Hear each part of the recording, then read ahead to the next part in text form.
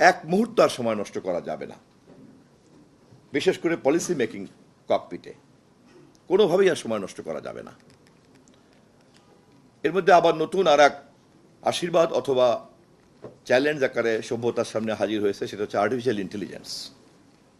আপনাদের মধ্যে যারা আপনারা ক্রিস মিলারের চিফস ওয়ার বইটা পড়েছেন, আপনারা নিশ্চয়ই আমার মতোই আতঙ্কিত হয়ে উঠবেন যে পৃথিবীর সমস্ত ধরনের ক্ষমতা এবং সমস্যা কিভাবে আপনার এই ন্যানো টেকনোলজির মধ্যে ঢুকে পড়েছে। এবং এবারেও কিন্তু আমাদের মাননীয় প্রধানমন্ত্রী তারেক রহমান যে প্রভাবশালী 100 জনের মধ্যে একজন হয়েছেন, খেয়াল করবেন ওনার পাশে কিন্তু ওই টিএসএমসির যে সিইও তারও কিন্তু ছবি আছে, কিন্তু সে কিন্তু একটা জাস্ট ফ্যাক্টরির সিইও, কিন্তু একটা কোম্পানির সিইও। তাহলে চিন্তা করেন, আমি জাস্ট এটা বোঝানোর জন্য যে আগের দিনে মনে হতো রাষ্ট্র রাজনীতি ক্ষমতা আর কিছুই না, চিপস উৎপাদন করে, তাও তাইওয়ানের মতো একটা ছোট্ট দেশ চীন উপসাগরের পাশে। যে কোনো সমাজবিজ্ঞানী রাষ্ট্রবিজ্ঞানীরাই চূড়ান্ত সিদ্ধান্তটা এভাবেই টানেন যে তাইওয়ানের এই ক্ষমতার প্রধান কারণটি হচ্ছে তার এই চিপস উৎপাদন করার ক্ষমতা। এবং পৃথিবীতে এখন এই মুহূর্তে যে পরিমাণ চিপস উৎপাদন হয় তার 62% চিপস উৎপাদন করে তাইওয়ান নিজে।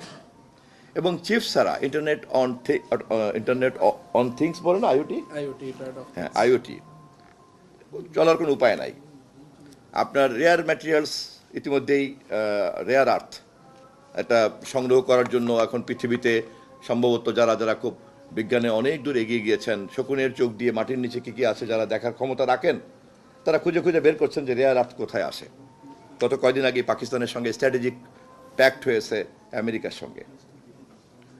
বার্মার এই সমস্যার একটা প্রধান কারণ হিসেবে অনেকেই মনে করেন যে বার্মার বেশ কিছু অঞ্চলে এই ধরনের ম্যাটেরিয়াল পাওয়া যাচ্ছে। আমাদের মতো দেশগুলিতে এরকম ম্যাটেরিয়াল যদি থেকেও থাকে, আমরা জানার আগে তা হয়তো চলে যাবে।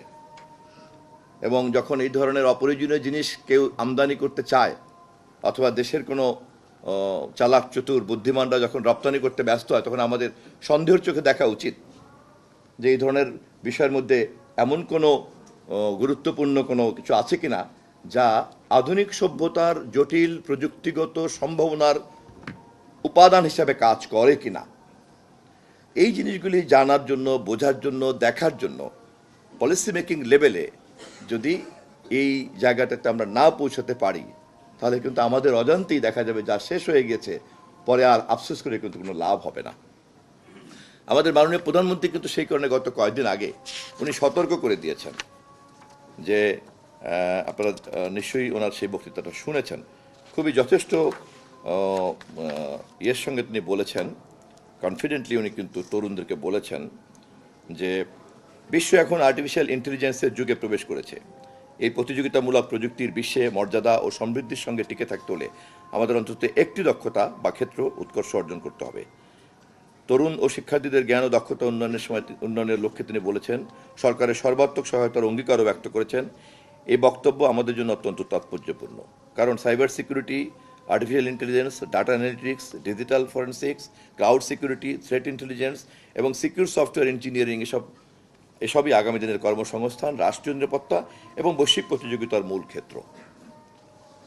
আমরা যদি আমাদের সীমান্ত নিয়ে যেভাবে উদ্বিগ্ন থাকতাম আগে, সীমানা রক্ষা করতে হবে, সীমান্ত রক্ষী করতে হবে, বিডিআর, বিজিবি, বাজেট, এই সেই, এখন তো দেখা গেল ওটা লাগবেই না।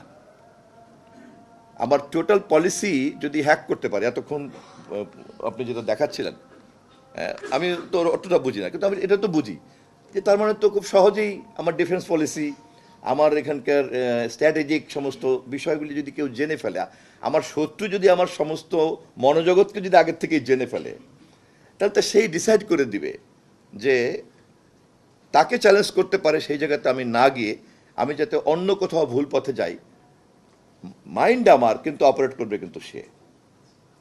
ডিজিটাল ক্যাপাসিটি কিন্তু রাষ্ট্রীয়ভাবে কিন্তু সেই প্রতিযোগিতার দিকেও নিয়ে যাচ্ছে। আমরা সাম্প্রতিককালের যে মধ্যপ্রাচ্য সংকট বলেন, ইরানের সংকট বলেন, এর আগে ইরাকে যে দুইজন মারা গেলেন, এই ঘটনাগুলি যদি আমরা তাকাই এবং এই সমস্ত মৃত্যুর দৃশ্যটা যদি আমরা সবাই কল্পনা করি, তাহলে আমরা বুঝতে পারবো যে সেখানে ড্রোন কত পাওয়ারফুল একটা ইনস্ট্রুমেন্ট হিসেবে কাজ করছে।